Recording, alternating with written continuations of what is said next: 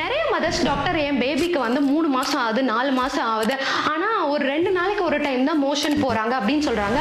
So mothers நீங்க feet பண்றீங்கன்னா நீங்க நிறைய ஃபைபர் எடுத்துக்கிறீங்களான்னு பார்க்கணும். ஃபார்முலா மில்க் அதிகமா கொடுக்காம மதர் மில்க் கொடுக்கறது நல்லது. அதே போல நான் கொடுக்குற இந்த டிப்ஸை ரெகுலரா ஃபாலோ பண்ணிட்டு வாங்க. பேபி வளர வளர டேஸ் ஆக ஆக அப்படியே அவங்க வந்து மோஷன் ரெகுலரா பாஸ் பண்றதுக்கு பிராக்டிஸ் ஆயிடுவாங்க. வாங்க வீடியோக்கு போலாம்.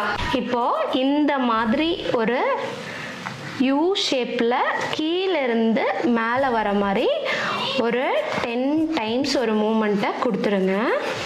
இந்த கால் முட்டி மடக்கி வயிற்றுல இப்படி காலை வந்து ஒரு 5 to 10 செகண்ட் வச்சுட்டே இருக்கணும். அதே போல் நீட்டி வச்சுட்டே இருக்கணும். அவங்களுக்கு மோஷன் வரும்போது அவங்க போய்க்குவாங்க. ரெகுலராக மார்னிங் வந்து ரெகுலர் ரொட்டீனில் வந்து இதை ப்ராக்டிஸ் பண்ணணும். அதே போல் 1 2 3 4 பயந்துக்க வேண்டாம். அவங்களுக்கு பெயின் எல்லாம் எதுவுமே ஆகாது. இந்த மாதிரி ஒரு 10 கவுண்ட்ஸ் கொடுத்துட்டு ஜஸ்ட் நீங்கள் இப்படி வச்சுருந்தீங்கனாலே போதும்.